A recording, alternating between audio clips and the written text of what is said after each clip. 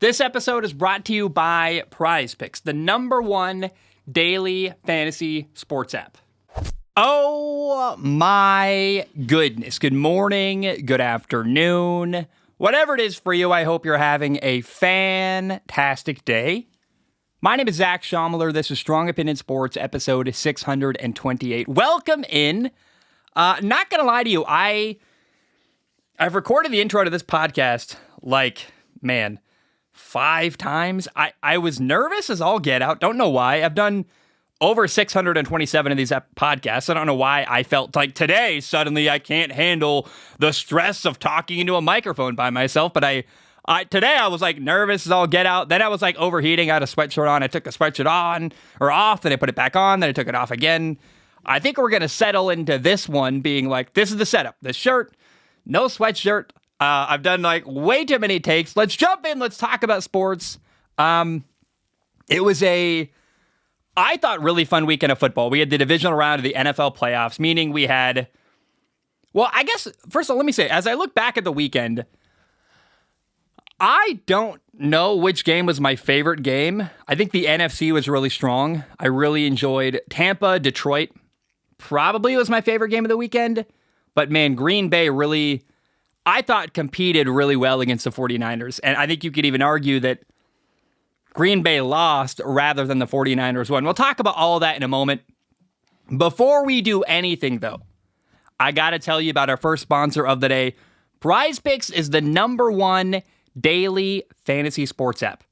Prize Picks allows you to make an entry based on player projections, and in 60 seconds, you could enter something like Lamar Jackson throwing for over 250 yards, Deebo Samuel having more than 100 yards receiving, and maybe Brock Purdy throwing more than 2 interceptions.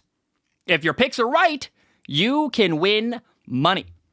Making picks makes watching games more engaging, and you could turn something like $5 into $50.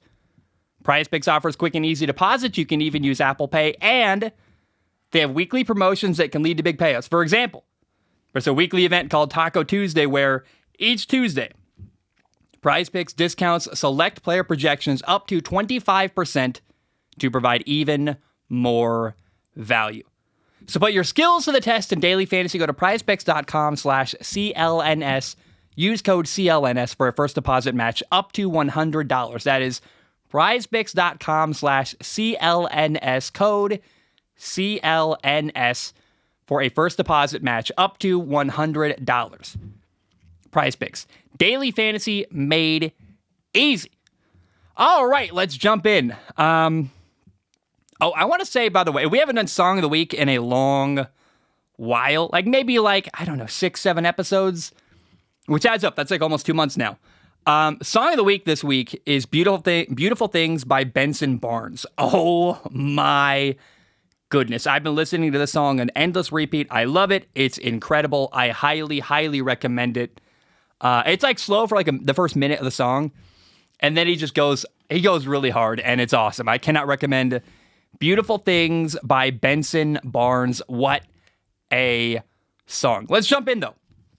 The Ravens beat Houston in the first divisional round playoff game of the weekend. The Ravens beat Houston 34-10. It was 10-10 at halftime. The first half of this game was awesome. The second half of this game was also actually enjoyable to watch, but we saw the Ravens pull farther ahead and really kind of dominate in the second half. In fact, in the fourth quarter, they scored I think 17 points and really just pulled away.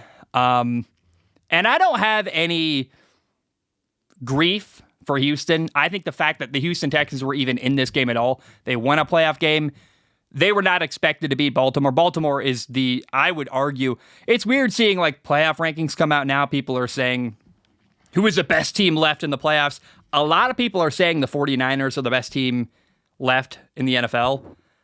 I could not disagree more. I don't know how you look at what Baltimore has done this year and don't feel like the Ravens are easily, by far, the best team in football. Did you watch them destroy the Detroit Lions earlier this year? The Ravens beat the Lions 38-6 or something crazy. I mean, I remember that game going oh, that's a wake-up call, right? And now we're down to the final 4 teams. One of them is Detroit, and that's a team Baltimore annihilated earlier this year. Baltimore's incredible. They're so good. Lamar Jackson is a ton of fun to watch. They ran the ball well. Lamar Jackson had 100 yards rushing. He also had 2 touchdown passes with 16 for 22 passing at 152 yards. The Ravens right now are my favorite to win the Super Bowl. I kind of am rooting for them too, actually. I really like Lamar. And watching Lamar, where he's come from, the ways he's been overlooked in his career. Lamar Jackson was the guy who got passed up by 31 NFL teams, was the last pick of the 2018 draft class. A lot of quarterbacks were picked ahead of him. Baker Mayfield, Sam Darnold, Josh Rosen, Josh Allen. Lamar Jackson was the forgotten one. Lamar Jackson is also the guy who was made available this offseason and nobody made a move to go get him. You could have had him on your team. Nobody wanted him, right? The fact that Lamar Jackson has won an NFL MVP, might win another one this year. He's unbelievably talented, and he's probably going to go to a Super Bowl this year. Makes me happy. So I look at Lamar. I'm rooting for Lamar. Not the Ravens necessarily, although I don't have anything against them. I love John Harbaugh, their coach. But Lamar Jackson is the reason why I would really like to see the Ravens win a Super Bowl this year. That would be really, really special and really, really cool. But before we move on, we have to give credit to Houston, man. I don't know how you don't look at the year Houston had and walk away impressed, feeling great. CJ Stroud had an unbelievable year. Rookie quarterback who led his team to a playoff appearance, won a playoff game, won the division as a rookie. Like, it goes on and on. The more things you say about CJ Stroud, the more you feel good about him. Great leader, super poised, incredibly mature. Oh, by the way, they got a first-year head coach, DeMeco Ryans in Houston, who was once drafted by the Houston Texans, played for the organization. Defensive head coach, Bobby Slowick, this awesome offensive coordinator in Houston. I love everything about what went on in Houston this year, especially with the context of what happened with the last franchise quarterback in Houston. We'll leave it there. For them to have a guy who seems like, I don't know how you don't look at CJ Stroud and just love him. In fact, the more you learn about CJ Stroud, the more you should like him. Dude's dad is in prison. He's overcome a ton of stuff. CJ Stroud, I encourage you, go listen to an interview with him. Listen to CJ Stroud speak. He is so mature. He is so wise. I love the guy. Oh, and by the way, he's an incredible football player too. I think it's so cool when a guy, the intersection of great person meets great football player, and you get both in CJ Stroud. I love it. And, the Houston Texans lost by 24 points in their playoff game. It was a tie game at halftime, and I think that says a lot, man. The fact that's enough for me. I got no grief for Houston. No one expected them to win. It was close for a half, and that's incredible to me. So, tip of the cap to Houston. What a great year they had. And, man, if you're a Houston Texans fan, I'm just happy for you. You can wear CJ Stroud jerseys for the next 10 years and feel really good about wearing it. The name on the jersey is one you can be proud of. The guy is awesome. Oh, and by the way, he's an incredible football player too. The 49ers beat the Packers 24-21, and this was Saturday night. How do I say this properly? I felt like the Green Bay Packers lost more than the 49ers won. Here's what I mean by that. This was a winnable game for Green Bay. They had a couple missed opportunities, couple turnovers, a missed field goal, 2 interceptions at the end of the game in the second half, one that bounced off a receiver's hands, went in the air. One was a terrible decision by Jordan Love. It was a game that, first of all, I cannot believe Green Bay was as in this game as they were. I thought this was going to be likely a blowout. I thought it might be like 45-7. I thought the 49ers were going to wipe the floor playing at home against Green Bay. Not only did Green Bay compete, hang in the game, almost win. I think in many moments they were better coached. They looked like the better team. I don't know how it's possible because we know how talented the 49ers are. We also know they got a great coach, Kyle Shanahan. So really the takeaway from this playoff game, and really the entire year for the Green Bay Packers, is the future is really, really exciting. I cannot wait for the future of Matt LaFleur, the head coach, an offensive head coach, a guy that you're never going to have to replace because he works with quarterbacks and he's a quarterback guy. You got a young quarterback, Jordan Love. They work really well together. And hey, weirdly enough, a lot of people hate on the Packers defensive coordinator. I thought towards the end of the year, the Packers defense got better and better and better, and actually played fairly well in the 2 playoff games they played this year. The future for the Green Bay Packers is incredibly, incredibly exciting. They won a playoff game. I look ahead now, and you're like, well, Detroit or Green Bay, who's got a better future? I think for the next couple of years, Detroit and Green Bay are going to battle each other. What's happened in Detroit is that Dan Campbell, the head coach, has built a really, really impressive culture. But who's more talented, Jordan Love or Jared Goff? I think the Packers have a younger, more talented quarterback than Detroit has. They're building. They are growing. And I can't wait to see where Jordan Love is going to be 5 years from now. He really does. Man, the way he spins the football is incredible. His arm talent is unbelievable. He made a couple throws where you're like, it's so effortless for the guy. He's so good at throwing the football. And man, I think the future is really exciting. And I remember earlier this year when a lot of people, I doubted Jordan Love at times. I was like, hey, I remember saying like he's got to play better. But I tried to tell people, be patient. Let's see what happens. And Jordan Love solidified himself as the Green Bay Packers quarterback this year. Won a playoff game, goes to the 49ers, loses by 3 points, has a really good game. I know he had 2 interceptions. One was like a high throw on a check down. They got tipped in the air. The second interception was a really bad one in the fourth quarter.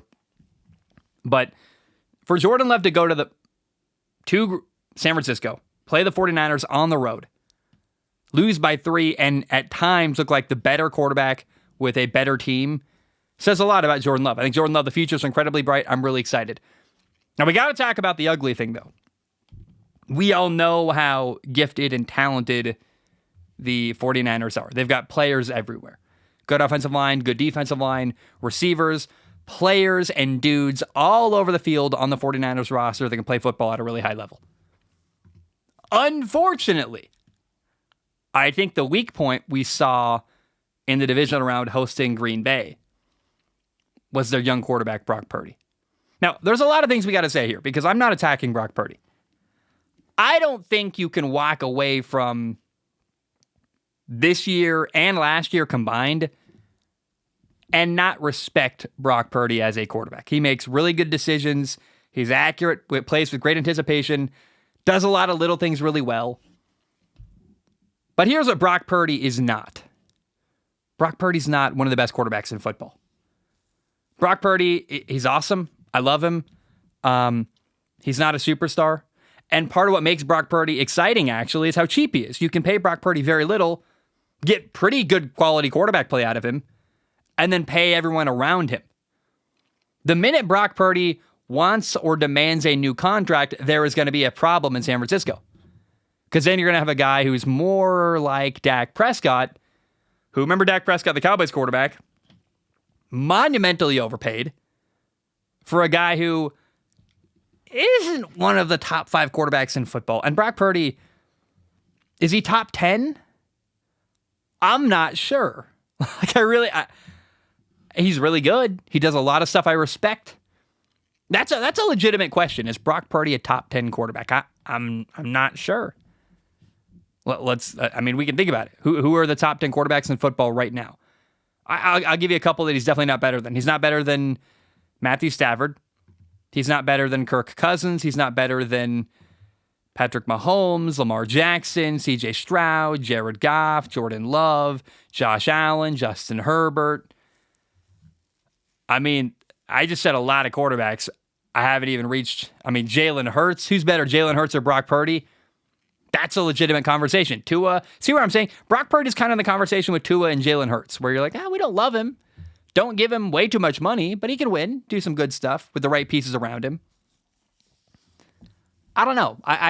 What we saw that really concerned me about Brock Purdy in the Packers playoff game was he struggled with the wet football, in the rain, in the cold. And it's not the first time I've seen Brock Purdy with a wet football kind of struggle to throw. Again, no shade. I love the guy. He's an amazing story. He should be a franchise quarterback, should be a starting quarterback at minimum. He's not a top 10 quarterback, in my opinion. And now we're learning, hey, when it rains, Brock Purdy's not that great. He kind of struggles to throw the wet football. You don't love that. And I really wonder, in fact, if you're a 49er fan, you better pray that next week in the NFC title game in San Francisco, it's not a wet day in the Bay Area. Because if it's raining, are the 49ers going to win? Can they win with Brock Purdy throwing the football in the rain against a really good Detroit Lions football team? I'm not sure. But I was shocked. I could not believe how competitive and close this game was. The Packers and the 49ers, this was supposed to be a blowout. This was supposed to be a game that the 49ers win easily. And I think what you're going to hear, I would imagine, is, well, the 49ers had a bye week last week. They didn't play a lot of their starters week 18. There's going to be, I think, excuse making happening. So you take 2 weeks off of football. Is that good for you or bad for you? In some ways, it's bad because you're out of rhythm and you haven't played live football in a while, but it's not like you haven't been practicing. It's not like you forgot how to throw a football. You could also argue that the benefit to the 49ers by having a bye week last week, they were healthier, right?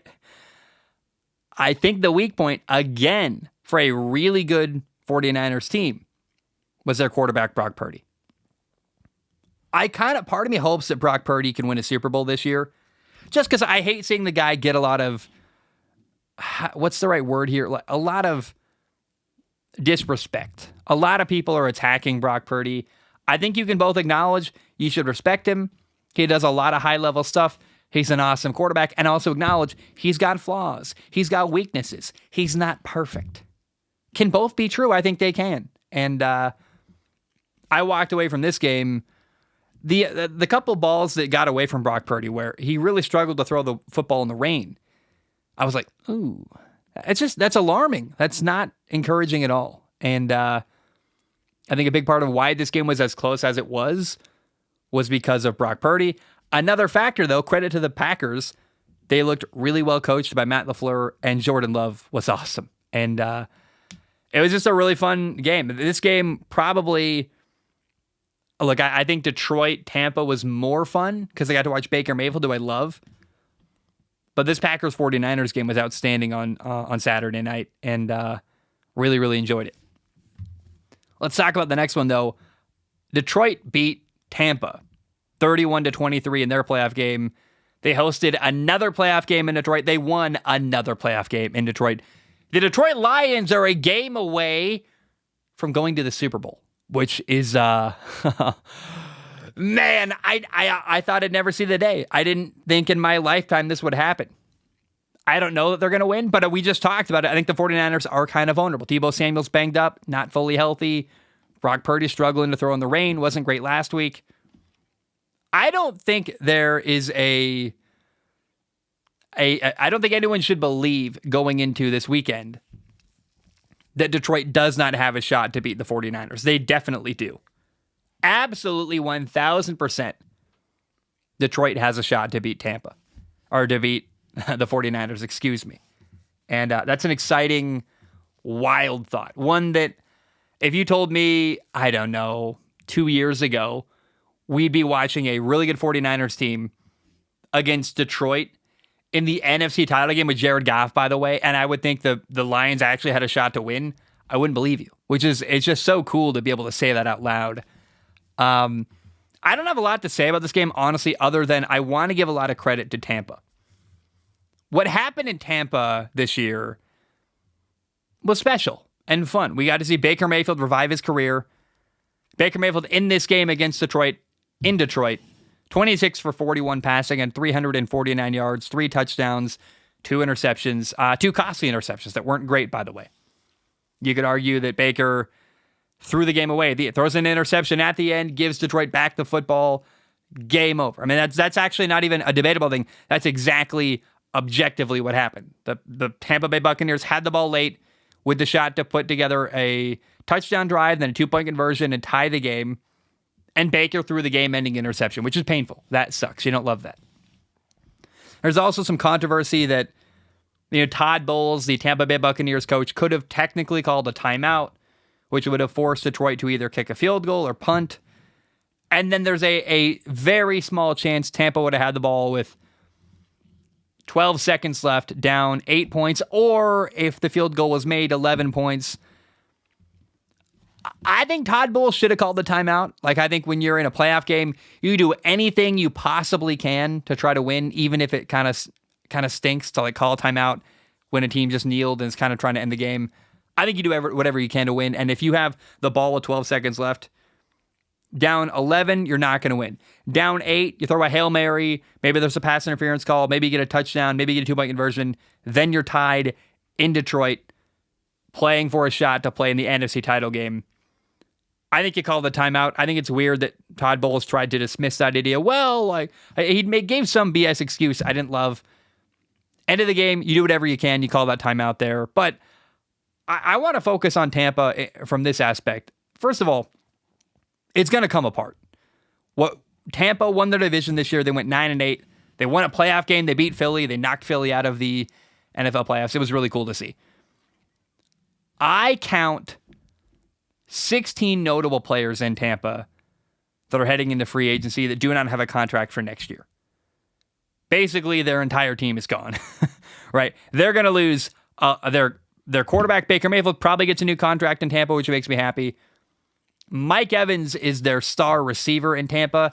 He's probably going to leave. In fact, if I had to tell you right now where I think Mike Evans is going to go, if I'm Mike Evans, I want to go play in Kansas City with Patrick Mahomes. I want one more championship.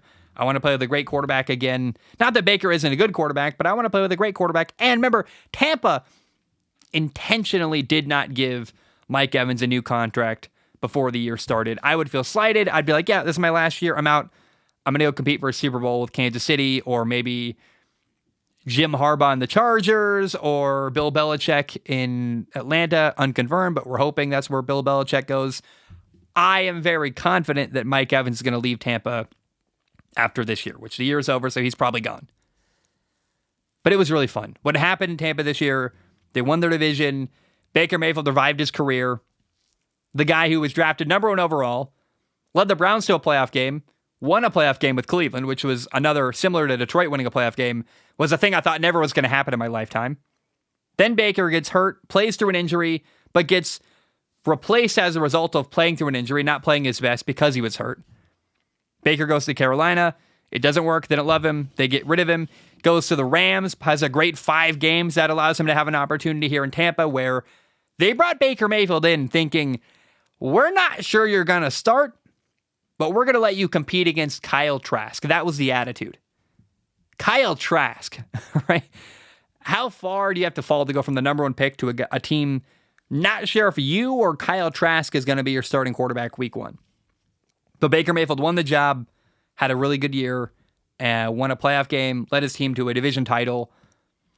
It was just a fun run. I don't know what the future holds for Baker. I think he's probably going to get a new contract in Tampa and have a couple decent years there. I don't think Baker Mayfield's ever going to set the world on fire. And this might, in fact, be the only time in Tampa he wins a playoff game, actually. But I want to acknowledge how fun it was. Watching Baker Mayfield revive his career, his second chances, whatever you want to call it, he did great. And I think that's really special. And there was a moment where in the second half of this football game, Baker and Tampa had the ball, down a score, and I thought, you know what? He's going to put together the game-tying drive. They didn't. It didn't happen. But the fact that Baker Mayfield made me think he was going to potentially tie the game, that's a cool thing. To be in that moment, that's what I appreciate as a sports fan. When I'm watching a game and I don't know what's going to happen, but it's close, it's competitive, it's the second half, and I feel like either team could win. That's what Baker Mayfield gave us in this playoff game. Makes me happy. And for him to do what he did this year is really cool. I just want to acknowledge that. Baker Mayfield, I would be surprised if he ever won a playoff game again in Tampa. He's probably going to re-sign there for like a 4-year deal, $80 million, some kind of moderate, which is not moderate for you and me, but for a quarterback, a franchise quarterback in the NFL, $80 million is pretty moderate. He's going to sign like a Geno Smith type contract where you're like, okay, that makes sense. He's not the highest paid, but you got some stability at quarterback. But then I don't know that Baker's going to do much with that opportunity other than probably be the starter in Tampa for like 2 or 3 years and kind of flounder. But that being said, again, I want to acknowledge this year with Baker was really fun. It was special. It was cool. I loved rooting for him. And I don't know, man. You don't always get that. You don't always get what you want. And Baker went to Tampa, and I was hoping he would do well. Not sure if he was going to do well. He had a good year, and I'll take it. That makes me happy. I love Baker Mayfield. One of my all-time favorite college quarterbacks. A guy who walked on at Texas Tech, then walked on at Oklahoma, went on to win the Heisman Trophy, and become the number one overall pick. Baker Mayfield's story, his heart, his attitude, his effort, everything. I love a lot of things about Baker Mayfield. And watching him do well this year made me very, very happy.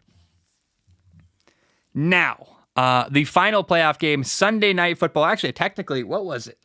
I think Sunday Night Football was because remember, NBC has Sunday Night Football. And I think the Monday night game was technically, the Monday Night Football crew was Ravens Houston on ESPN. And then the Sunday Night Football crew did the Saturday night game, 49ers Packers. I know it's weird. It makes no sense, but it is what it is. You got Chris Collinsworth and Mike Tirico on Sunday night, calling a game on Saturday. Either way, we had Jim Nantz and Tony Romo with CBS calling Kansas City at Buffalo. And Kansas City beat Buffalo in Buffalo, 27-24 on Sunday night. And here's the story to me. Watching the Bills have so many things go their way. They're the number 2 seed in the NFC, or AFC, excuse me. I got a text that threw me off. The Buffalo was the number 2 seed in the AFC. They had a home playoff game hosting Kansas City. You're a team that's won a lot of games in a row. You're hot. You got the home field advantage. It's a must-win game for Josh Allen and the Buffalo Bills, and they didn't pull it off. It was really painful. And the reality now in Buffalo, this is something I've been talking about since August. I think we just hit the end of the run for Buffalo. I think the Super Bowl window absolutely closed in Buffalo. I know Bills fans are not going to like hearing that, but Josh Allen's salary and his cap hit especially is about to more than double. He's going to go from like an $18 million salary cap hit to a $47 million salary cap hit in Buffalo. So not only is it going to be more difficult to bring in players around Josh Allen because of how expensive Josh Allen is. Oh, by the way, their roster is aging. Their players are getting older. The window is closing or already has closed. I thought when they lost Brian Daboll, it's a huge hit. The Bills fired their offensive coordinator, Ken Dorsey, mid-season, which is weird and hard to recover from. They did. But the magical run for Buffalo ended. Once again, for like the third time in 4 years, Josh Allen lost a playoff game to Patrick Mahomes. Couldn't make it happen at the end. And it's unfortunate. I really genuinely believe that the Buffalo Bills, as they are, cannot win a Super Bowl.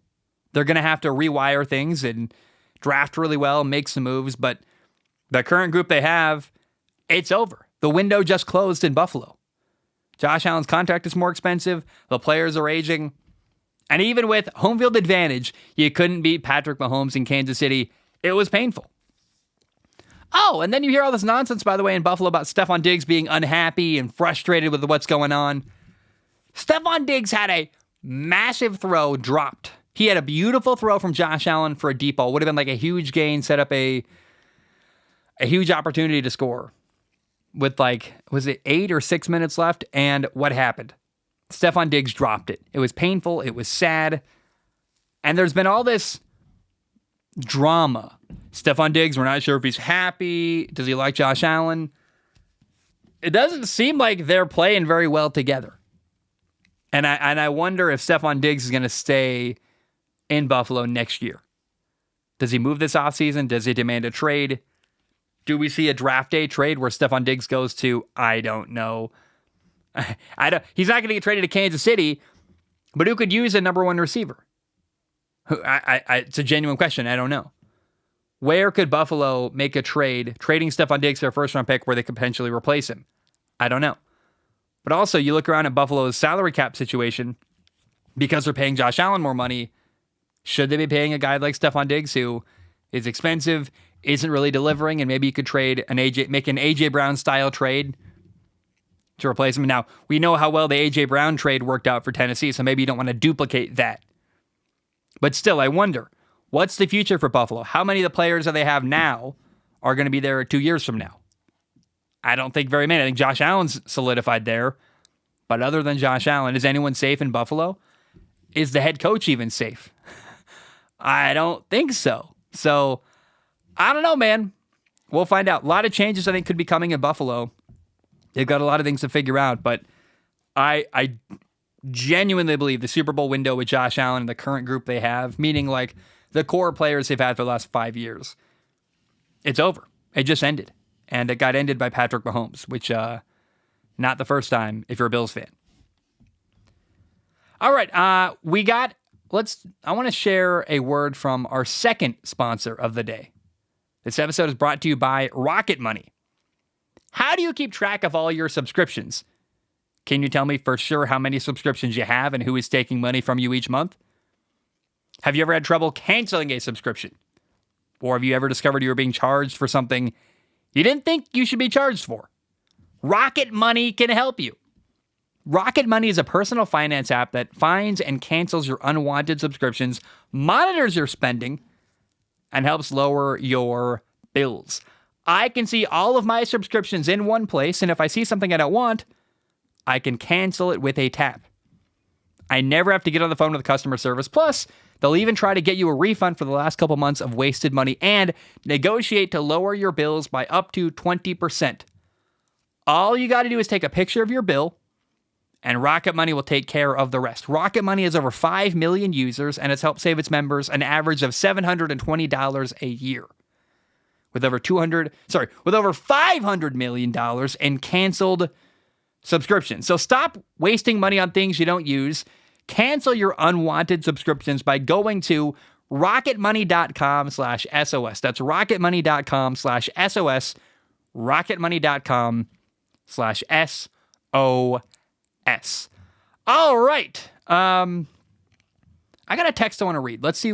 I've been, is it from who I am hoping it's from? Wow, my texts aren't updating. I don't know why. That's very sad. I went on a I shouldn't admit this. I went on a date with like a really, really cool girl who's like, I don't want to say out of my league, but I'm dating up, yo. I went on a date with this girl who's like, wow. And I think she didn't text me. But you know, one could hope. Let's talk. Here's a thing I don't know how to introduce. There was a couple. I have like 1, 2, 3, 4, 5, 6 storylines that came across the NFL this last week. Football world, maybe. I don't know what to do with them. I want to share the headlines. We'll talk about them a little bit. And we'll call this like the news segment or something. First of all, the thing that really surprised me the most this week is apparently the 49ers were interested in bringing Tom Brady out of retirement. Brock Purdy got very honest, was talking about his postseason meeting with Kyle Shanahan after last year. Remember, Brock Purdy got hurt in the NFC title game. And I guess the 49ers were very honest with Brock Purdy. They said, look, we love you, Brock. You're probably our quarterback. However, if we can convince Tom Brady to come out of retirement, he's going to be our starting quarterback week 1. Apparently, they tried to bring Tom Brady back, and Tom Brady, who grew up a fan of the 49ers, also knowing how incredibly talented the 49ers are, apparently Tom Brady said no to coming back to play for the 49ers. This was the story. First of all, I can't believe this isn't everywhere. I thought for sure when this quote was put out, it would be like the number one storyline all over the planet. It wasn't. But can you imagine if Tom Brady had played for the 49ers this year? I mean, the 49ers are a game away from the Super Bowl currently.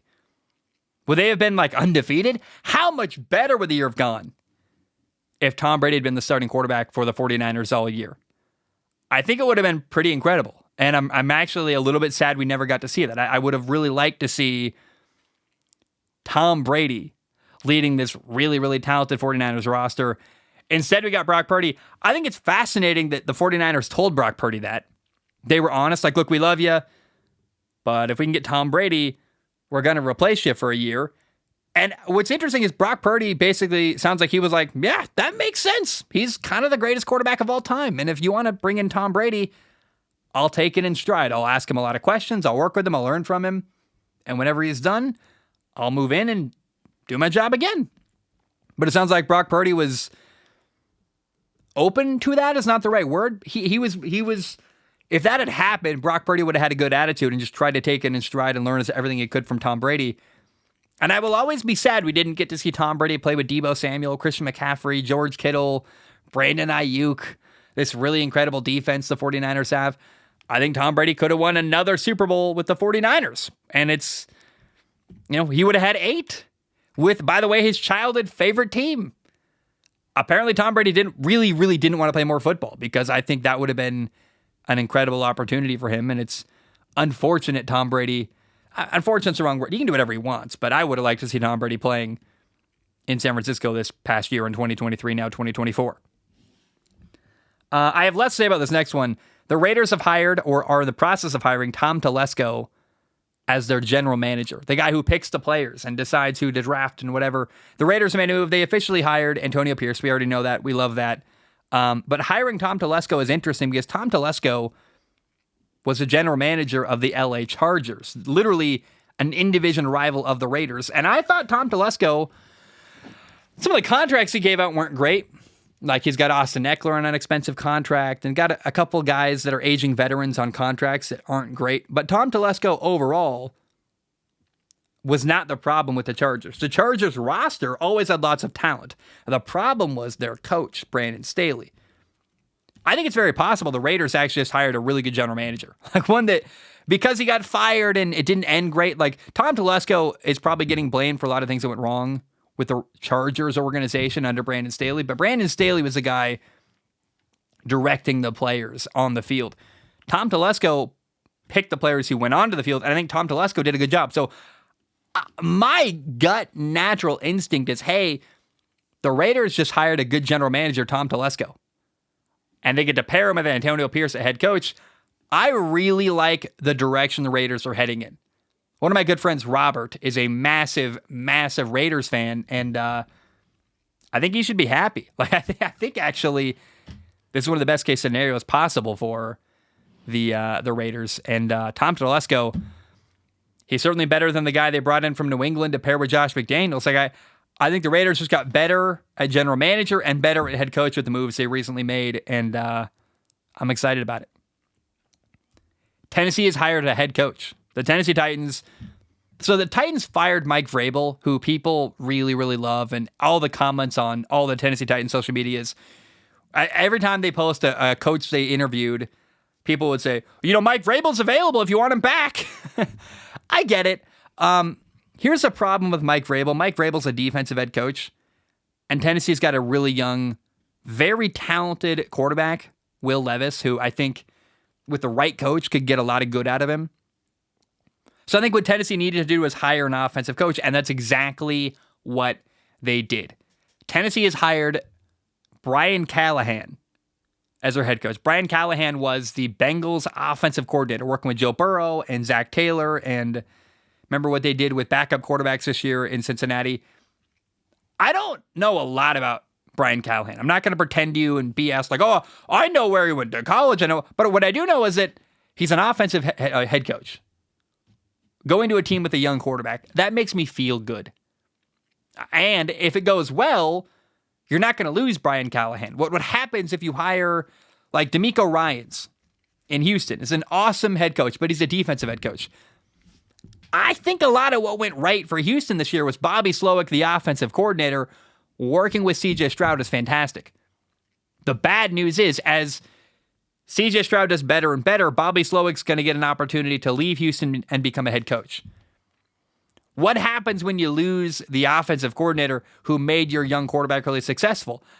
Kind of reminds me of Brian Daboll leaving Buffalo. Brian Daboll left Buffalo to become the Giants head coach, and what happened when he left was kind of messy. They fired Ken Dorsey, their offensive coordinator, midseason. They didn't really know what to do at offensive coordinator after Brian Daboll left. I would argue the more valuable coach left Buffalo when Brian Daboll went to the Giants.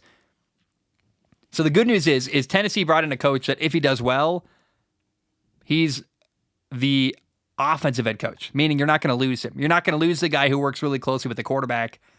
And I'm interested. I don't know that Brian Callahan and Will Levis is a really great pair in Tennessee. But it's interesting and it gives them a shot. And I like that Tennessee hired an offensive head coach, which I had to watch a lot of Mike Vrabel and Ryan Tannehill and Arthur Smith for a while. I hated everything that went on offense in Tennessee for the last couple of years, and I'm really excited to see them at least make a change where they're trying to hire an offensive head coach and help develop their young quarterback in Tennessee. Carolina elevated Dan Morgan to general manager. Dan Morgan was the assistant general manager in Carolina.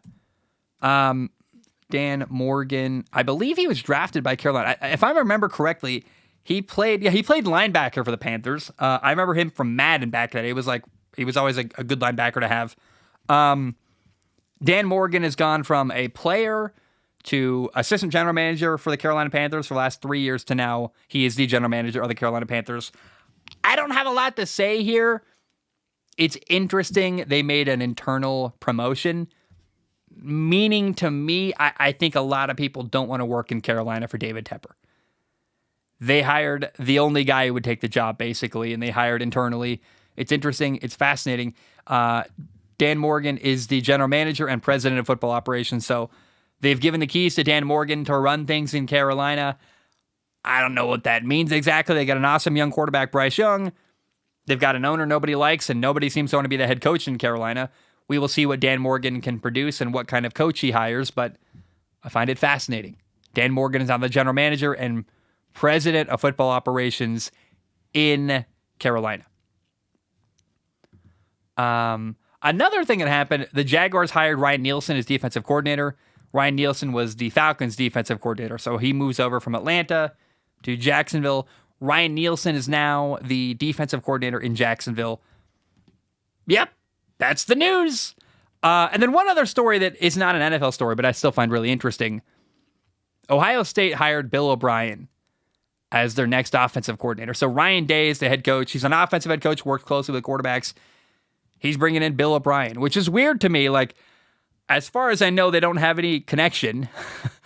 I know that Bill O'Brien did a good job, in my opinion, as the head coach at at Penn State, excuse me. So he's coached in the Big Ten before. I wonder, is this a move for recruiting? Like, they're like, hey, we're bringing in an NFL offensive mind to be our offensive coordinator. Is that going to help them recruit quarterbacks to Ohio State? I'm not really sure what's going on there. I find it weird. I find this whole story weird because are they positioning Bill O'Brien to maybe eventually take over for Ryan Day? I don't know what to make of this move. And Bill O'Brien got hired by Ohio State.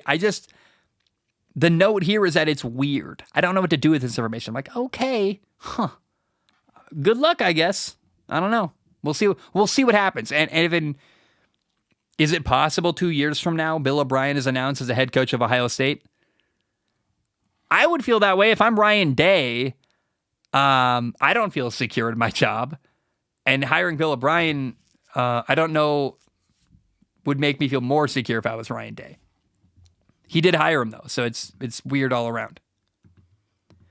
All right, we got one more ad read today. This episode is brought to you by Factor. Factor Meal Kits is offering 50% off to listeners of Strong Opinion Sports. Go to factormeals.com/SOS50 and use code SOS50 to get 50% off. That's factormeals.com/SOS50. Use code SOS50 to get 50% off. Factor is a meal kit service. They send you ready-to-eat meals. They're easy to prepare. They showed up in a box with a bunch of high-quality ice packs. You put the meal kits in the fridge, and when you want food, you go to the fridge. You pick up the food, you put it in the microwave. About 2.5 minutes later, you've got a good meal ready to go. It's high quality, never frozen, great ingredients, and compared to all the other options you can have for a quick and easy meal, I would say Factor is the best. If you want a meal that's quick, easy, and high quality, you're not going to find a better option. Also, this is really interesting. There are so many different ways you can customize your order. Maybe you're on a diet. Maybe you're trying to cut calories. There are low-calorie options. Factor can meet you wherever you want to be. You can customize your order however you want. Maybe you want just a good meal that doesn't take 30 minutes to an hour out of your life to prepare. I've been cooking a lot recently. It's really fun. It's also really time-consuming, and I don't have an hour every night to make really good high-level food. that's like incredible.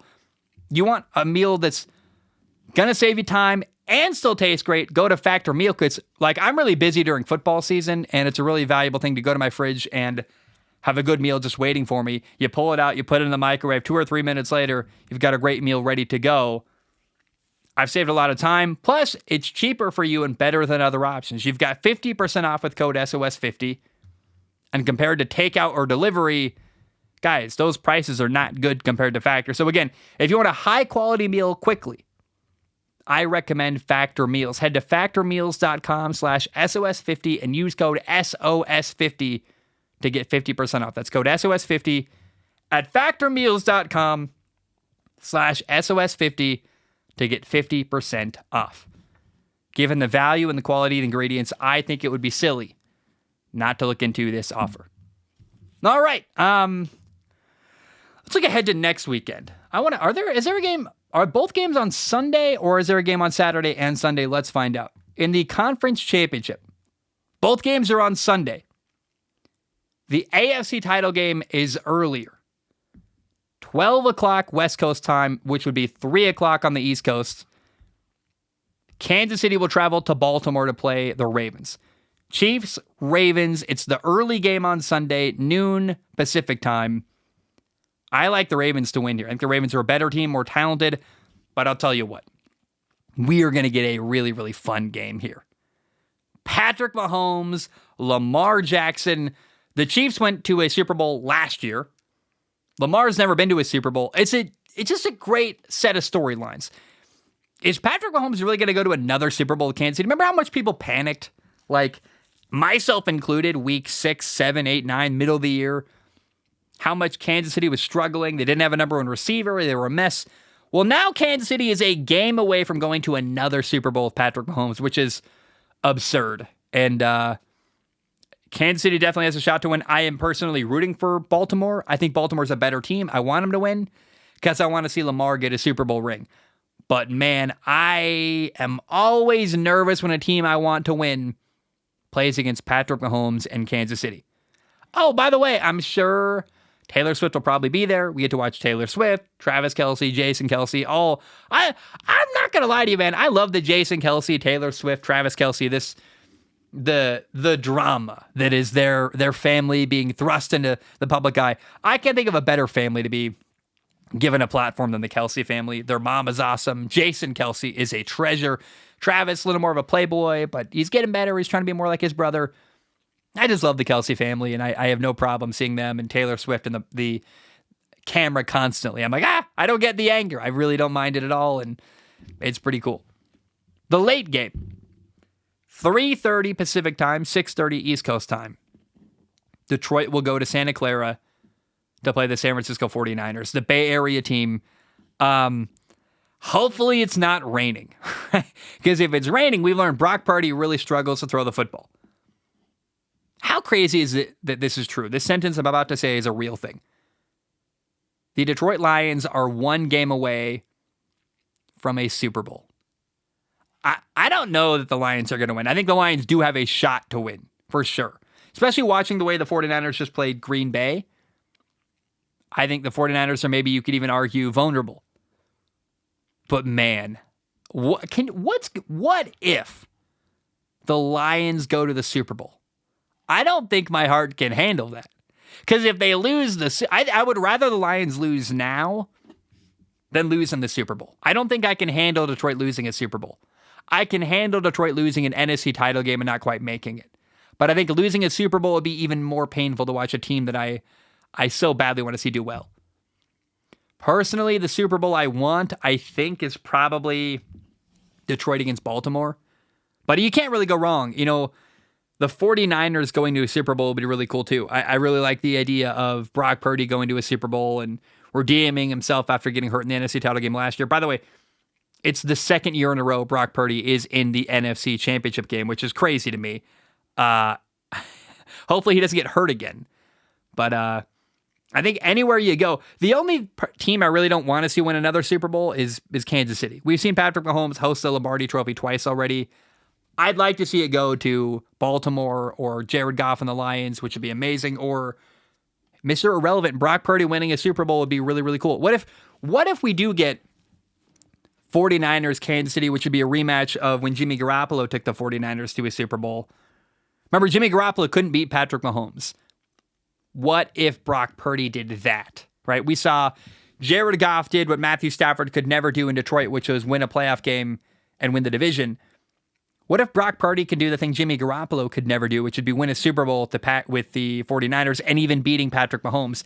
That would be fascinating to me. So I think almost no matter what happens here, it's going to be a fun Super Bowl with a lot of great storylines. And, the only thing I'm not excited about for the Super Bowl is that week off, where there's a week between now and when the Super Bowl happens, where we got to talk about a bunch of nonsense and the Pro Bowl is happening, which no one wants to. I don't even want any kind of Pro Bowl events. I don't care. I just hopefully that between now and the Super Bowl, we get a lot of coaches hired, because that 2-week stretch from the NFC and AFC title games to the Super Bowl, your boy Zach gets kind of sad. I'm like, man, I miss football, and I don't care about the Pro Bowl at all. I got to start watching basketball, I think. I'm like, oh, man, I don't know. So I don't look forward to that 2-week break between games, but you realize we have 2 Sundays left of football. We have Sunday coming up, January 28th, and then we've got the Super Bowl, and then that's it until next August. So you better enjoy this Sunday and Super Bowl Sunday, because that's all we're going to get for a long, long, long time. All right, let's end today's show with questions from Patreon. If you want to support the show, go to patreon.com/Zach Schaumler, patreon.com/Zach Schaumler.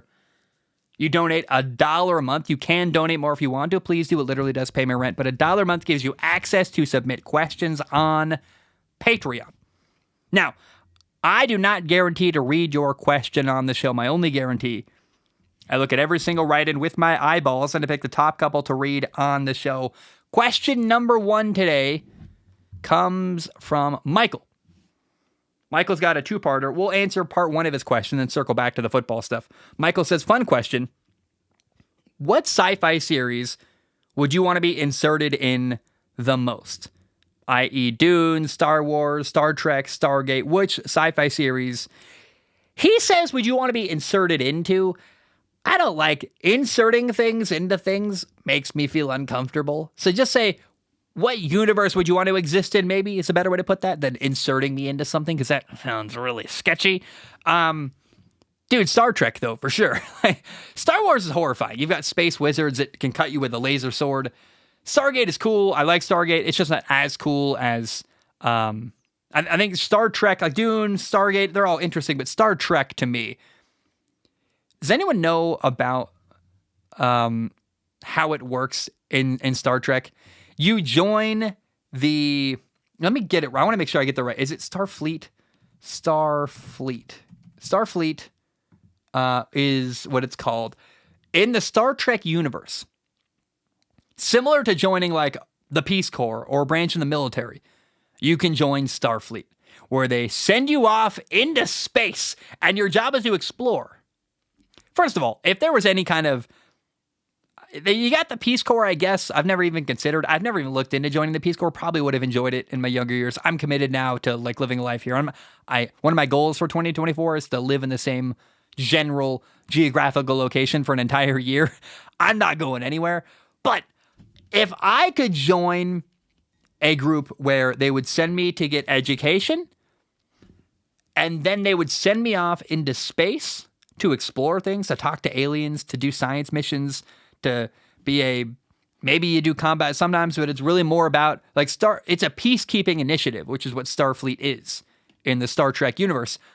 I would give anything. I would give literally anything to join Starfleet, to be part of that organization, to get a place to live and get paid, I guess, and education, and then allowed to go travel space and explore other planets and strange new worlds. Sign me up in a heartbeat. I am so sad I'm alive in 2024, because I think if I was alive in like 23, 24, or maybe more like probably 3,300, maybe the year 4,024, at some point in the human future, we're going to be spacefaring. Now, unless we destroy ourselves with nuclear bombs and climate change first. Maybe we won't make it to 4024. But like at some point, if we can keep ourselves not dead as a species, we're going to be spacefaring, and I'm really sad I don't get to be a part of that. I'm one of the lame humans that we know about space, and we have these little computers in our hands we get to walk around with, and we get to dream about space. We get to watch TV shows and read books, and we're freer than a lot of human civilization before us now. But I'll never get to go to space, and that makes me really sad. And I would give anything in the world to be part of Starfleet and the Star Trek universe. Does that answer your question? I am sure it does. Now, he's got another second part of his question, though. Michael says, football stuff. I'm a Lions fan, and this has been the best few years of my fandom. I grew up with Matthew Stafford and Megatron, but none of those teams seemed like they were well coached. This team does. Everyone rags on our secondary, and I admit they're the worst group on our team. But the last 5 weeks, they have closed out games when we needed them to. They had 7 interceptions and a lot of points off them. They tackle well. They punch balls out. I saw 4 passes this week knocked away by our secondary, and there were at least that many last week. I get that our front 7 get so much pressure with Glenn's weird blitzes, and that helps our defensive backs, but since Dallas, they have played better than I hoped. P.S. Matthew Stafford is definitely a Hall of Fame quarterback. He has the same amount of rings as Aaron Rodgers and was not in a competent organization until he moved on to another team. Now he's been in the playoffs every year. He isn't hurt. I appreciate you. It's not really a question. It's a comment. Michael, this debate, the Matthew Stafford Hall of Fame debate, has been like everywhere this week. It's been in all my comments. It's been on my DMs. It's been all over Patreon. I don't know why people must have been having the Matthew Stafford Hall of Fame debate. And I'm going to save what I have to say because we do have a question about that. So we'll get to it in a moment. Joe writes in. Joe says, hey, Zach, might be a bit presumptuous to ask, but now that you're back in the Pacific Northwest and have your new job, what kind of goals do you have for the next month, the next 6 months, and the next year? Also, what did you think of Reacher Season 2? Love you and hope you can make it out to Spokane sometime this year. Would love to be a receiver for you and explore the city. Dude, definitely. Joe, my grandma is a very old woman. She is going to die soon. So I need to, in the next 6 months, make a trip out to Spokane because that's where she lives, that area. Colville, Washington, specifically. About 45 minutes north of Spokane. So I guarantee I'm going to make a trip up there because I'm getting nervous that if I don't go sooner than later, she's going to die and I'm going to miss her. Miss the opportunity to see her one final time. I already said goodbye last time I saw her, assuming I'd never see her again, but she keeps ticking and she's doing well. She waters a little garden. She walks around. She's very mobile for how old she is. I want to try to see my grandma one more time. When I do that, let's meet up. Let's get lunch. Let's throw the football around. I think it's possible that I will not be alone on that trip. I might have someone with me. So we'll all get lunch. We'll hang out and we'll take pictures and have fun. So yeah, man. Joe, definitely we'll meet up in the Spokane area within the next 6 months is all I can commit to, really, because I got a lot of things I got to deal with. I have a list. I want to read you. You asked about it. So I have goals for 2024 that you asked. Here's the time to share it. Let's do it. We got to fill time. There's only 4 football games to talk about this week, and no coaches really got hired other than Tennessee. So here are Zach Schaumler's goals for 2024. Number 1, get my own place to live. All right. I lived in a pickup truck. I lived with my ex-girlfriend's mom, basically. I lived in an apartment in Hawaii. I really want my own apartment. That would be really cool. It's a goal of mine. When I get my own apartment, the next goal is to get a kitten. I love cats. I'm not planning on...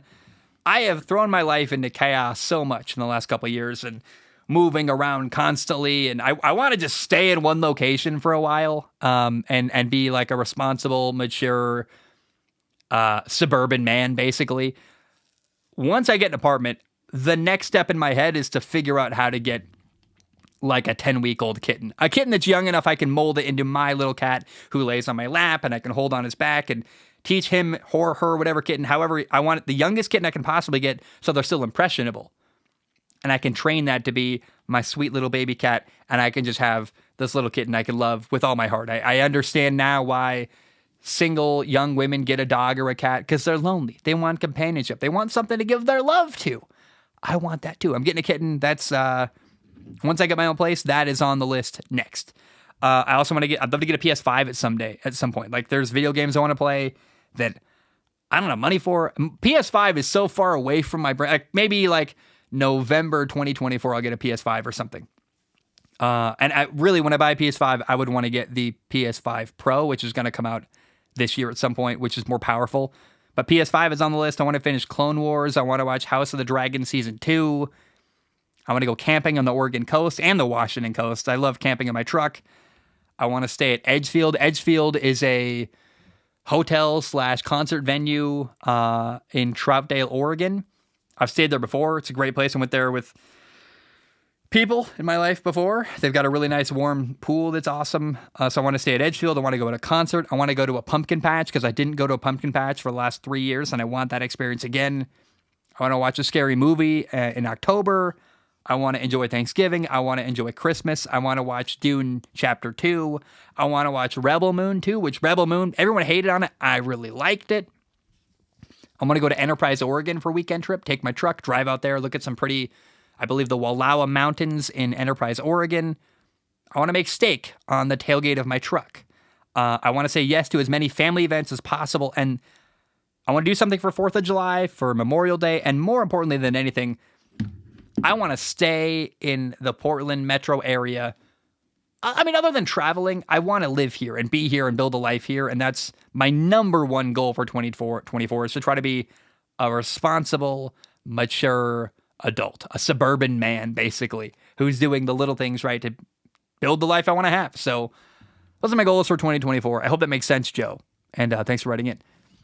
Barely Competent, which is spelled bear, like the team bear, barely Competent. I love the name. Barely Competent says, yo, have you watched any notable movies or TV shows lately? Recently, I watched Blue Eye Samurai on Netflix, and damn, it was great. It's like if you combine Kill Bill and Mulan. As a Bears fan, I live for the offseason. That's sad and very true. He says, as a Bears fan, I live for the offseason. That's how bad your team is. I understand. I can finally be somewhat happy again during the offseason. Also, are you ever going to bring back Zach Schaumler talking? I loved it because it was so relatable. You're such a genuine dude.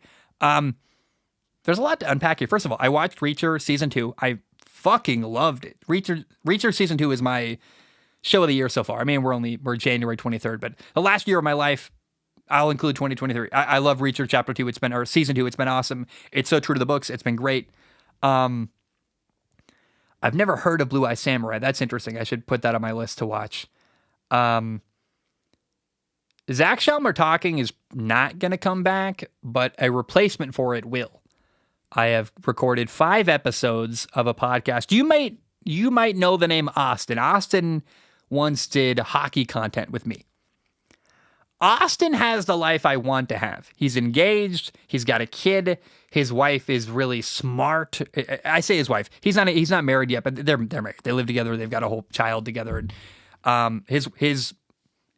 he calls his on the show. We haven't picked out the name yet. We're probably going to call it Unchecked Boxes, but on the show I've been recording with Austin, we've got 5 episodes in the can recorded. He calls his fiance his ex-girlfriend, which is funny. Stephanie's amazing. She's way smarter than him, and he's got the life I want. He trusts his lady. He's got a good job. He's got a stable life. He's got a kid. He's a great dad. I've seen him live with his kid. He's such a good dad. I look up to Austin a ton. He's one of my favorite human beings on the planet. And so I wanted to bring Zach Schaumler talking back because I do really like talking about life. I do think I'm a genuine guy. I like sharing the journey, but I didn't want to do that by myself anymore. I'm like, how do I incorporate another human into Zach Schaumler talking?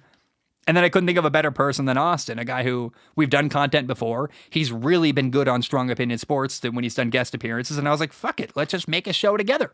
So at some point, I don't know when, because I got a lot of editing to do. We've got 5 recorded, and they're going to come out. And you can watch or listen to that show, which is Zach Schaumler talking with a second microphone, meaning like it's another person that I get to bounce ideas off of. And it's, I think, really, really good content. We're finding our way. Like, I think episode 10 is going to be better than episode 1, but it's a really good idea, and we have really good conversations. And I think the coolest thing about it is Austin's perspective is so different than mine, and I get to really bounce ideas off him, and it's really cool. So that's going to come out at some point, and I hope you enjoy it. Please enjoy it. So Barely Competent, Zach Schaumler Talking isn't coming back simply because I don't want to host a show by myself about my life anymore. It's just a lot of work. But I can have a conversation with one of my best friends once a week and talk about life that way, and it's the same exact vibe.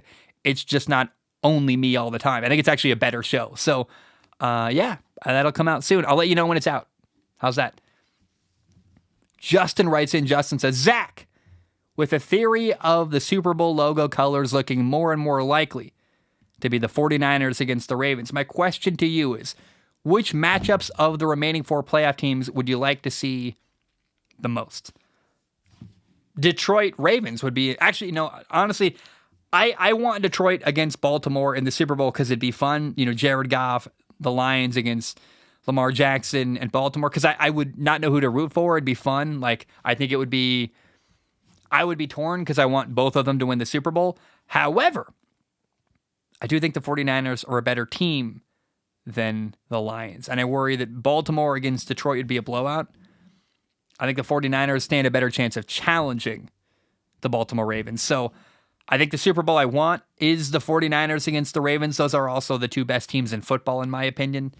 But the reality is any of the options we can have, whether it's 49ers against Kansas City, because then can Brock Purdy do what Jimmy Garoppolo couldn't do and beat the Chiefs in a Super Bowl? If it's the 49ers against the Ravens, that's an amazing game.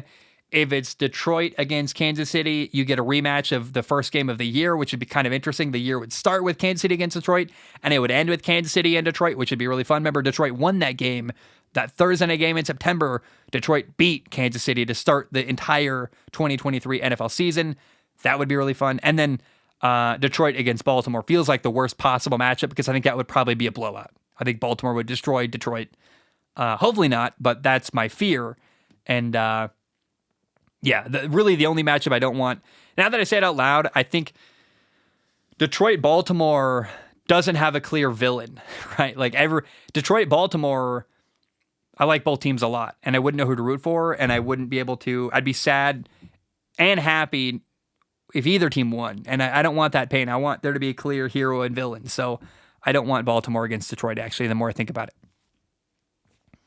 Joshua writes, and Joshua says, just wanted to let you know there's a soccer football coach, meaning soccer for him, coach in the Premier League called Ange, oh God, I can't say this name, Postecoglou. Ange Postecoglou. I'm sure I said that totally right. I know you don't care much for European football, but I think you would enjoy his personality and how he interviews too. There's a lot of similarities between him and Dan Campbell, who all football fans love, and it's having the same sort of effect over here. Culture really is the most important thing in coaching, isn't it? I watched Premier League soccer with my ex-girlfriend. She was British. I don't love it. I watched it for her because it was fun, and her family loved it. I'm probably never going to watch Premier League soccer ever again, but I will look up this guy. I'll look him up and see what he has to say, and maybe make a segment about it or something. Here's what I want to do, though. Joshua says in a postscript of his question, says, you asked what part of the UK I was from last week, and I'm currently living in Loughborough. L-O-U-G-H Borough. Loughborough, probably? Home to the NFL Academy, which is a cool thing, getting to see a lot of UK guys making it over to D1 colleges and live their dream. Love you, dude. Josh, I want to Google Maps Loughborough. Where the heck is this place? Let's find out. It's probably either a suburb of London or a town in the middle of England, like somewhere like Leeds or Manchester or something. Let's find out. Let's look it up. But I see Loughborough University, London, so it's probably just a suburb of London. But let's look up Loughborough. Where is it? Loughborough is exactly what I thought it was. It's it's really in the middle. It's like, so in my head, I guess Manchester's closer to the ocean than I thought. Like, I have a friend who lives in Leeds, United Kingdom, which is like the middle of the country. nearly exactly, basically. Then there's Birmingham, which is where Birmingham is Birmingham, not Birmingham, because I lived with British people. They would always give me crap for it. In Washington, there's a town called Bellingham, and you say Bellingham. But in the UK, it's not Birmingham, it's Birmingham. Birmingham. I don't know why they can't say ham. They put it in their word, but they don't say ham. And now that I'm not dating a British person, I can openly critique and have a lot of fun making fun of British people. But Loughborough is like the middle of the middle, and I'd love to go there. I really like the UK a lot. I'm kind of heartbroken. Like well, here's what my ex and I talked about maybe moving to London or the UK at some point, and that would have been really cool because I genuinely like British culture, and I really genuinely like the UK a lot. The way it's run, the country, it's beautiful. I like the weather. I like so many things about the UK. And if I can ever go, Joshua, I say fuck it. If I'm going to go all the way to the UK, I can go a little bit out of the way farther to come meet you where you are. Because that would be so... I'm not going to England and having friends in England and not going to see them. If you're going to travel all that way anyway, you might as well take a detour to go see people who know you. And I would love to come to Loughborough, United Kingdom, and see this little tiny sleepy town in the middle. I'd take a train there and just... I like the UK a lot. I thought I might live there someday. And that's probably now not going to happen because I don't have a hookup now. Like if I'd gotten married to someone from the UK with British citizenship, I could have married into it. Now I can't, and I'm not doing all that work anymore. But I definitely want to visit. I want to visit the UK badly. And if I ever do, let's definitely meet up and we'll get a pint and have some really bad food because the UK food does suck. And well, you know what we'll do? We'll get Indian food because that's truly what I've learned about British people. The best food in the UK is just stolen from other places like India. So that's what we'll do. We'll get Indian food and a pint and have a good time in Loughborough if I can ever get myself over to the UK. Randolph writes in. Randolph says, "Hey, Zach and Daxter, that's a great one. Jack and Daxter was my favorite. Jack and Daxter, the Precursor's Legacy, is genuinely my favorite video game of all time, and I love it." Randolph says, "Hey, Zach, what would you change, if anything, about the playoff structures of the NFL and college football? I personally think college football should expand to 16 teams with top seeds getting a bye, and the NFL is fine the way it is." Yeah, I agree. The NFL is exactly the way it needs to be. We're switching to a 12-team college football playoff next year. I think 16 is even better because I don't want any more bowl games ever again. I want only college football playoff games, and 16 teams is cool. I don't even know why we can't just have the top 20. 16 probably doesn't work out math-wise, but 16 teams makes total sense to me. I would like a lot to see a college football playoff with even more than 12 teams. Like 16 is plenty, but then I can watch every bowl game. They're all meaningful because you're playing for something, and it'd be fun and exciting, and that's exactly what I want. So I agree. I want a 16-team college football playoff. There's a question I want to find. I don't have the name of the guy, so I want to make sure I can find it. Who wrote in this question? This question is from... Oh, man. I'm not quitting until I can find it. Matthew's got a funny one, too. I want to read that one. But I'm looking for... I don't want to read this question without reading the name of the person who wrote it in. So I can find it, we're going to do it.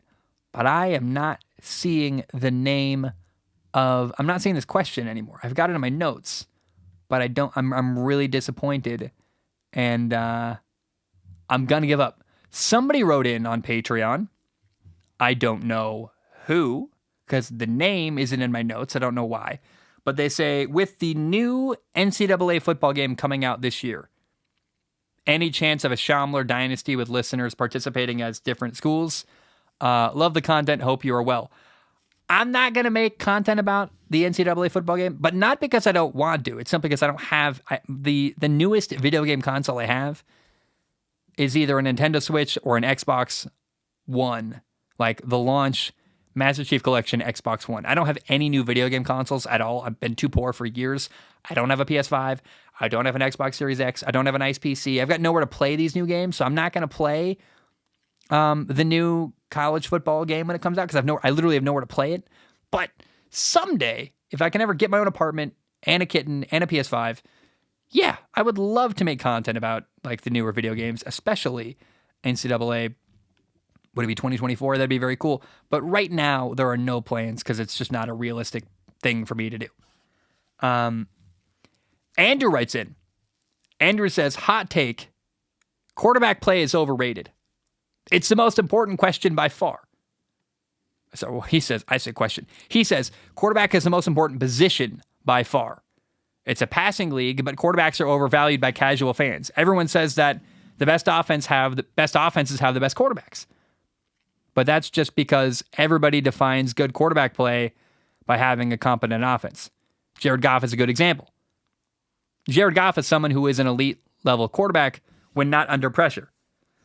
Goff has one of the best offensive lines, so he plays really well, and everyone says the Lions' offense looks great because Jared Goff is a great quarterback.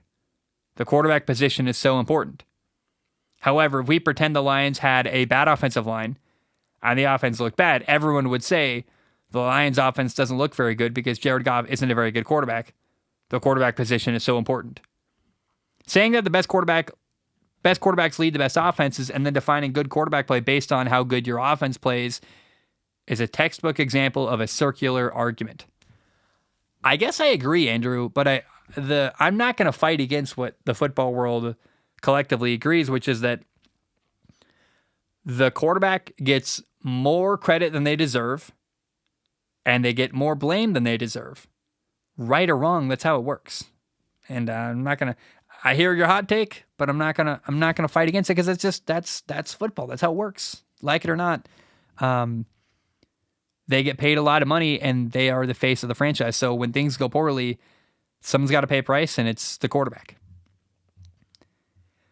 Wow, we got 3 left. Matthew writes in. Matthew says, "Hi Zach, I've been thinking about the cartoon hero Duty Man. I believe you've said on the podcast before that you'd love to be able to fly like a bird. My question is, would you still want the ability to fly if you could only do it through poop propulsion?" So if you don't know the cartoon character Duty Man, you should look it up. He is a superhero who propels himself through the air by by shitting himself. And it comes out and it's gross, it's everywhere, but it propels him through the air. Here's the problem, Matthew.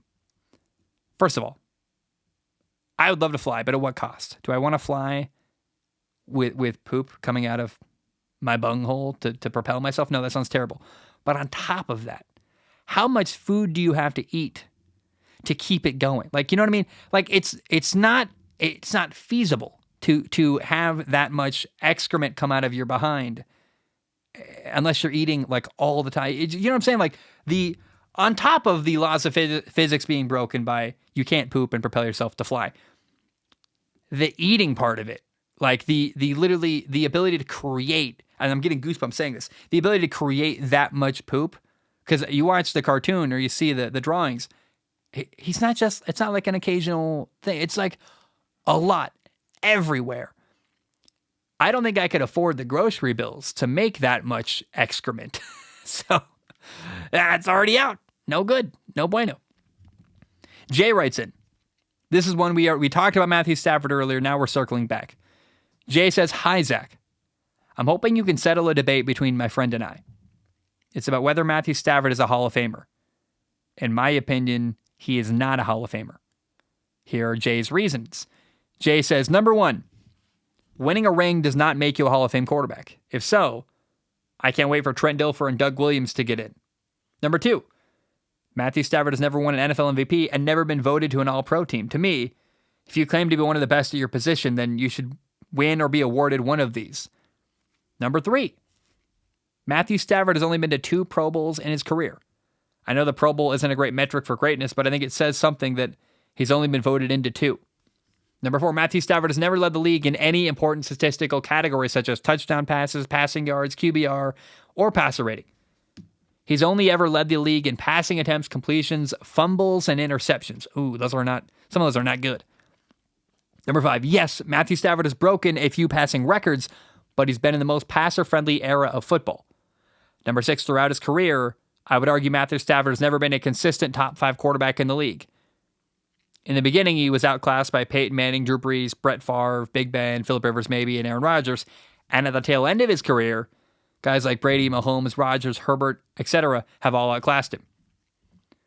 I don't want to sound like I'm dragging the guy down, Jay says. Matthew Stafford has been consistently good to a great quarterback, and many teams, my Vikings included, would have loved to have him be their quarterback.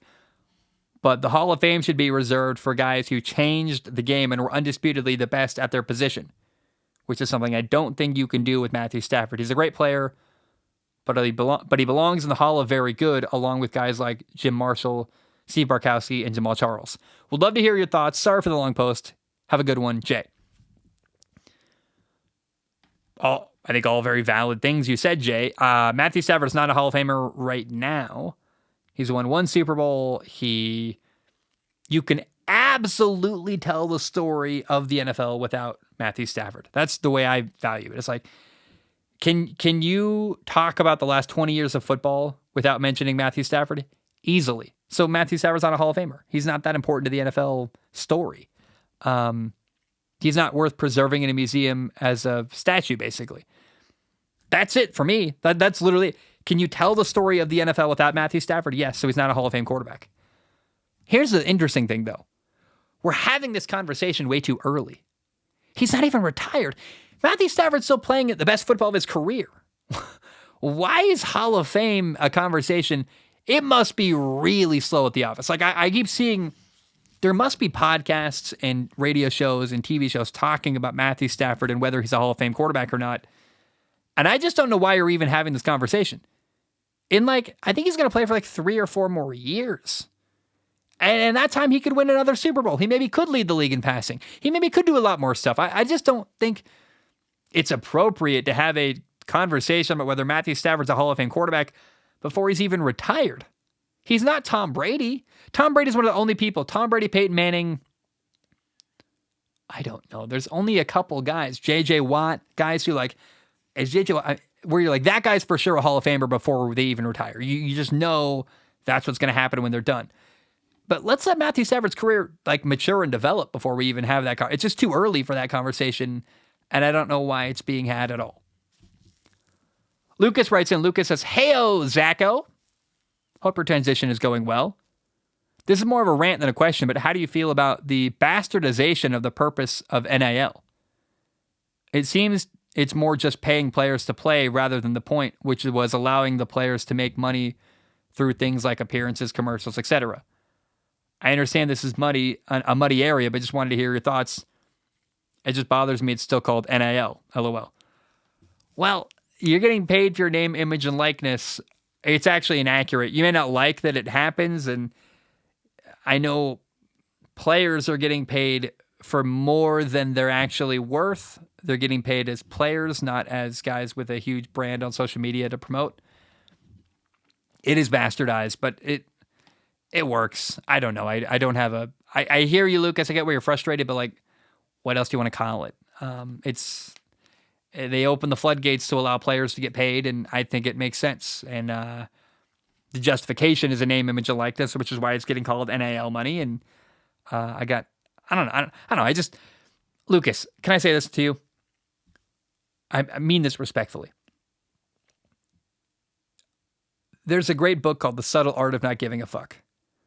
And that book taught me that you got to be selective about the things you choose to give fucks about. Not everything is worth caring about. Not everything is worth getting riled up about. In fact, most things are not worth giving a fuck about. You should give a fuck about the health of your family, going to family dinner. Does your boss treat you very well? Things that matter. NIL money doesn't affect my life fucking at all. I don't care even a little bit. I don't give a fuck, and neither should you, in my opinion. So the line, it just bothers me. It's still called NIL, but I don't even care enough to rant about NIL money. I guess I'm doing that right now, but you told me to do it. I don't care, and I don't think you should. It's one of the things we have no control over in this world, and who cares? They can do whatever they want, and if they want to use silly terms and bastardize a phrase, go ahead, football world. I got way more important things to give a fuck about than how NIL money is getting spent or who's getting what and the minutia of it. Can I pay my bills? Does my boss treat me well? Is my family alive? Do they want to have dinner tomorrow? That's all that matters to me. And Get your values in check. If you're bothered by NIL, you should find something else to care about. Nah, that sounds like an attack. I just think it's perspective that's valuable. Like, hey, choose the things to give a fuck about and choose things that affect your life every day. Because this doesn't affect anybody other than the guys getting paid. So I don't know, man. Just my thoughts. Maybe you're a fan of like a really high level football team though, and it does affect you because your favorite team's getting worse or better. Again, you get to choose the things you give a fuck about, right? But this is something I don't care about at all. And that's my thoughts. Guys, I love you. I appreciate you. Hope you have a great day. And I guess I'll see you next week. Let's enjoy. We got 2 Sundays left of NFL football. And that's a sad thing because I really, really have enjoyed this football season. The playoffs have been great. And what was that song? It's called Beautiful Things by Benson Barnes. It's such a good song. Song of the week. Benson Barnes, Beautiful Things. Highly, highly recommend you listen to it. Guys, I love you. Hope you have a great day. And bam, we are done.